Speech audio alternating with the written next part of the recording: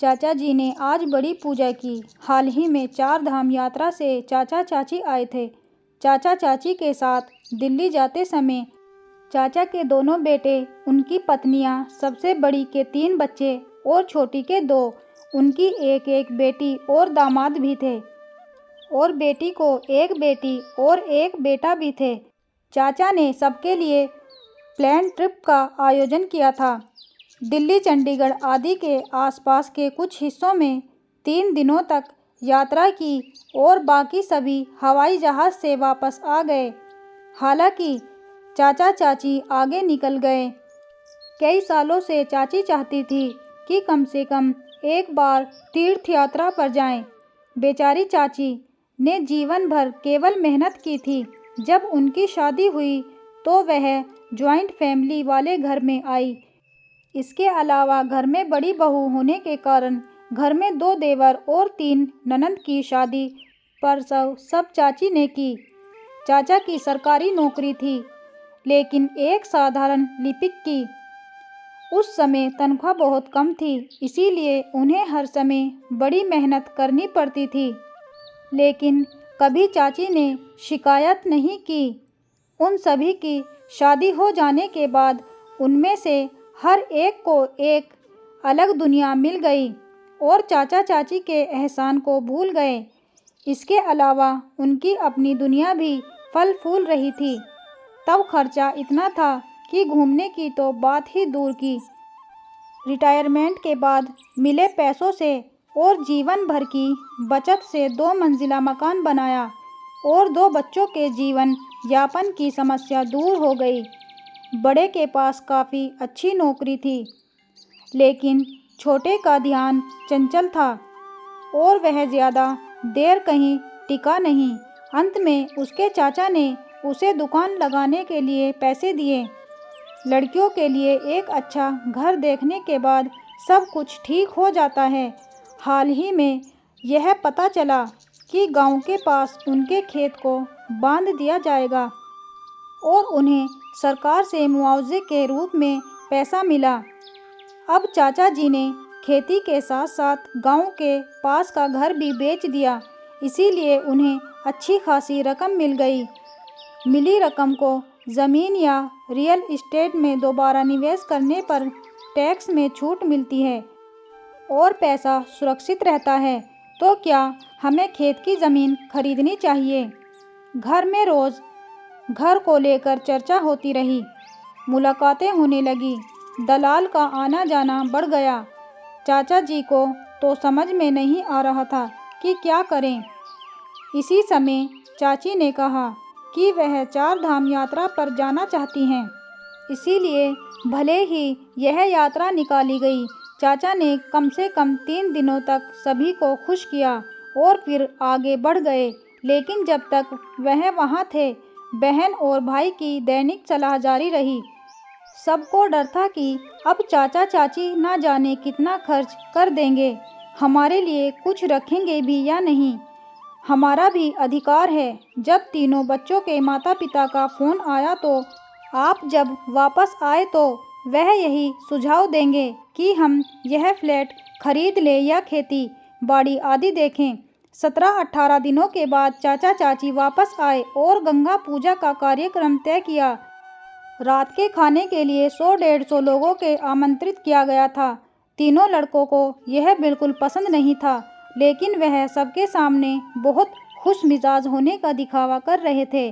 दावत और पूजा अच्छी तरह से हो गई और सभी अपने अपने घर चले गए।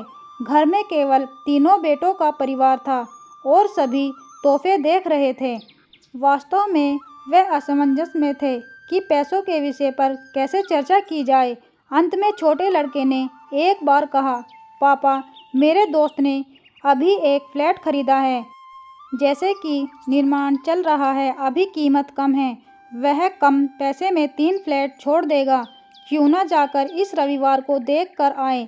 लेकिन चाचा अपने पोते से बात कर ही रहे थे कि अचानक उन्होंने कहा, जब हम यात्रा कर रहे थे तो वहाँ मज़ेदार था। एक मंदिर में बहुत अच्छा उत्सव चल रहा था। रात का खाना चल रहा था, बहुत भीड़ थी और बहुत सारे व्यंजन पके हुए थे। उसी वक्त मंदिर पर भजनों और श्रद्धालुओं ने नृत्य किया। मैं धीरे धीरे यहाँ सोचकर मंदिर के दर्शन मिलेंगे या नहीं, लेकिन कमरा बिल्कुल खाली था। हर कोई बाहर था और भगवान और मैं कमरे में अकेले थे और देवता मुझसे बोलने लगे। उतने में बड़ा बेटा गुस्से से बोला, पापा, राजू जो कह रहा है क्या आप सुन रहे हो? लेकिन पापा ने इस बात को पूरी तरह से अनसुना कर दिया और बात करते रहे। भगवान ने कहा कि देखो सुंदर, ये मेरे नाम पर उत्सव है, पर मौज सबकी है। सुबह पूजा हो चुकी थी। फूल पत्ते पानी मुझ पर रखें। अब वह फूल पत्ते सड़ रहे हैं, उसकी दुर्गंध फैल रही है, उसमें कीड़े मुझ पर चल रहे हैं और अब इस गंदगी को कोई साफ नहीं करना चाहता। 5-6 बार आरती कर दी गई, लेकिन अब साउंड प्रोजेक्टर से भरपूर संगीत और कर्कश गाने बज रहे हैं। सब खाने पीने में लगे हैं, लेकिन मुझे भोग लगाना भूल गए। जैसे ही चाचा जी कुछ और कहने वाले थे, उतने में उनकी बेटी मिष्टी गुस्से में बोली, क्या फालतू की बातें कर रहे हो पापा? पापा आप व्यस्त नहीं हैं यूँ, लेकिन हम इतने काम में इतने व्यस्त होते हुए भी आपके लिए ही आए हैं और आपकी ये क्या बकवास चल रही है? हालांकि इस बार चाचा जी बोले, फालतू, मैं बकवास नहीं कर रहा हूँ। जो कुछ भी कह रहा हूँ मैं आपको सच कह रहा हूँ। आप हमारे लिए नहीं बल्कि सिर्फ पैसों की सेवा करने आए हैं। जब हम यात्रा कर रहे थे तो हर कोई मुझे अलग अलग योजनाएं बता रहा था, लेकिन आप में से एक ने भी हमारे स्वास्थ्य के बारे में नहीं पूछा। हम क्या खा रहे हैं, कहाँ जा रहे हैं और हम कहाँ रह रहे हैं, आपने पूछताछ भी नहीं की। हमने तो जीवन भर मेहनत करके 4 पैसे कमाए और आपके जीवन को बेहतर बनाने की पूरी कोशिश की। हमारा कर्तव्य था, लेकिन हम अपनी ज़िंदगी जी नहीं पाए। खुशी भी कभी महसूस नहीं हुई। आपने इस बारे में कभी सोचा? जब यात्रा पर आपकी माँ का जन्मदिन आया तो आप तीनों में से किसी ने भी साधारण शुभकामनाएं भी नहीं दी अपनी माँ को। मुझे पता है कि मेरे पास जो पैसा है उसका क्या करना है। ऐसे ही मेरे बाल धूप में सफ़ेद नहीं हुए हैं। मैंने 3 फ्लैट में पैसा लगाया है और बाकी के पैसे पोते के नाम फिक्स डिपॉजिट में रखे हुए हैं। उन्हें वह पैसे उनकी शादी में मिल जाएंगे, लेकिन तीनों फ्लैट मेरे और तुम्हारी माँ के नाम पर रहेंगे। मैं तीनों घर किराए पर दूंगा, लेकिन मैं घर का किराया तुम्हारी माँ के हाथों में दूंगा। हम इसका अधिकतम लाभ उठाएंगे घूमने के लिए और तुम्हारी माँ खर्च करना चाहेगी तो वह करेगी, लेकिन तीनों फ्लैट आपको हम दोनों की मौत के बाद ही मिलेंगे। हमने जीवन भर मेहनत करके कमाया है और आपको भी मेहनत से कमाना चाहिए, तब आपको पैसों की सही कीमत पता चलेगी।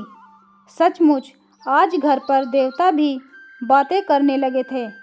मंदिर के भगवान को साज सजावट और दिखावा नहीं चाहिए, उन्हें मन से भक्ति चाहिए और घर के देवताओं को चाहिए थोड़ा सा प्यार। क्या उन्हें यह सब मिलेगा? आशा करती हूँ आज की ये कहानी आपको ज़रूर पसंद आई होगी। अगर पसंद आई हो तो प्लीज़ हमारे चैनल को लाइक, शेयर एंड सब्सक्राइब भी ज़रूर कर दें और बेल आइकन को भी दबा दें। तो चलिए मिलते हैं नेक्स्ट वीडियो में, तब तक के लिए बाय बाय।